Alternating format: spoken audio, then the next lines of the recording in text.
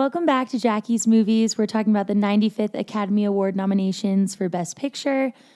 Getting right on into our fourth film, Banshees of Inisherin. I fecking loved this film. I hate that I just did that. But they say that a lot. They also say Rowan a lot in the film. I can't do an Irish accent. I'm sorry. I apologize in advance. Well, not in advance. But anyways, I'm really sorry. But I can't stop saying that after I watched this film. I loved saying like, oh, we Rowan. Because that's what they do. But anyways, I can't do an Irish accent. So there you go. Anyways, with this film, you know, people might say like, oh my God, I hated that movie. I wasted an hour and a half of my life. I completely respect that opinion, but you have to understand this writer and director, Martin McDonagh, before you watch this film. He directed 3 Billboards Outside Ebbing, Missouri, which if you haven't seen that, just stop this podcast altogether and go watch it. It's an incredible film. His movies are always these really dark comedies where you almost feel guilty calling it a comedy because it's such like a heart-wrenching story at the end of the day. But it is a comedy also at the end of the day. Anyways, he also directed Colin Ferrell and Brendan Gleeson in Bruges, a 2008 film that I haven't seen, but I watched the trailer and I was like, oh my God, I got to check this out. This is so good. Why haven't I watched this yet? So I'm really excited to watch that. I'll let y'all know when I do, and you'll get a nice little review on it. But getting right into Banshees of Inisherin, I loved this film. I thought it was such a great portrayal of what happens in an everyday friendship when there is a friendship breakup and you don't know why. And the coolest part about this is that this type of plot could genuinely exist anywhere at any time. It could happen right now, or it could happen like how it is in this film where it's based in 1923, right at like the end of the Irish Civil War, but we're on this remote island called Inisherin, and these two friends are fighting. One doesn't want to be friends with the other. Brendan Gleeson does not want to be friends with Colin Farrell's character anymore. You might recognize Colin Farrell from a ton of movies, but one of my favorite films that he's been in was The Gentleman, where he plays Coach and he wears these amazing tracksuits. Then Brendan Gleeson is Mad-Eye Moody from Harry Potter, so what's not to love? They have an amazing chemistry, like I said, from that In Bruges film that they did in 2008 with the same director. You can tell the chemistry on screen and also how proud they are to be Irish. This cast is all Irish. The crew's all Irish. We're filming in Ireland. And you can really feel that through the screen, that they're proud of that and that they embrace that.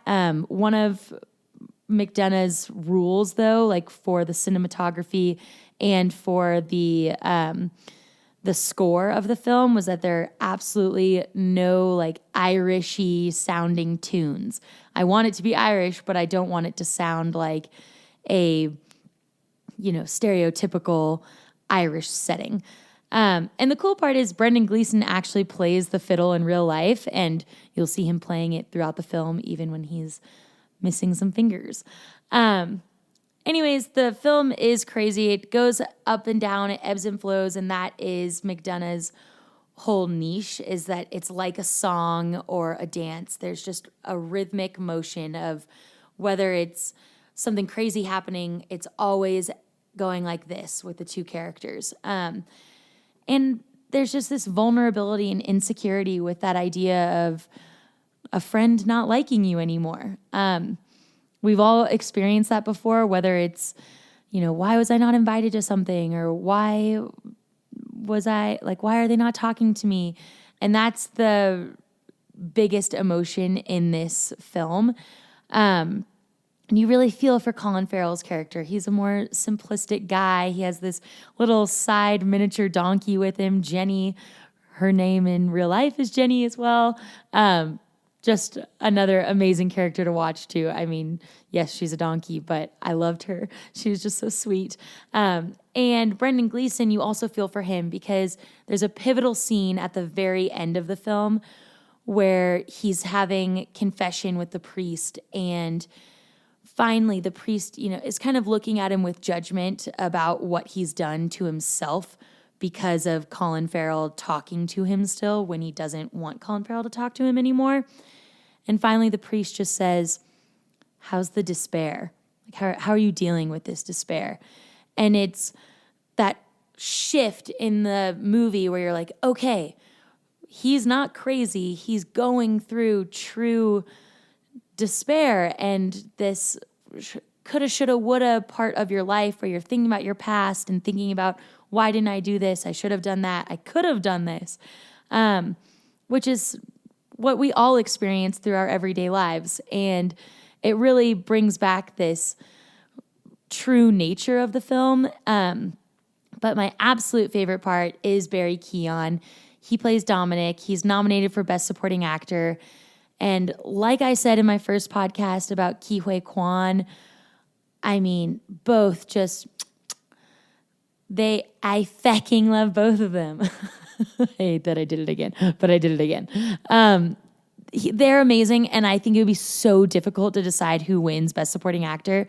I will be upset if neither of them win. They deserve it the most. Both of their histories are insane, and Barry Keoghan, he's this Irish actor, only 30 years old, and he went through 13 different foster homes in 7 years growing up, and he plays the Joker in the new Batman franchise with Robert Pattinson. If you saw that, he's only in it for like 30 seconds at the very end. He's a shadow. You don't even see him. And that is the most chills up your spine, scary scene. So I'm so excited to see what he does with that character. He usually plays a dark, sinister character in his past roles, but in Banshees of Inisherin, he plays Dominic, and there's this one line that he's talking to Colin Farrell's sister, Siobhan, and it's just so heart-wrenching where he just says, well, there goes that dream. And I'm getting teary-eyed talking about it right now, which is so uncomfortable. I'm sorry. I gotta take a sip of wine. Woo! Pause. Anyways, it's just so sweet. And he's just so truthful in it. And that's how I would describe this film as a whole. It's a very truthful, honest portrayal of a friendship breaking down and finally coming to the conclusion that it's not because of you, it's usually because of them, the person that wants it to be broken, and their own struggles. Watch it, check it out. It's beautiful, and I want to go to Ireland specifically to go to this island. It looks awesome, and it's beautiful. Let me know what you think.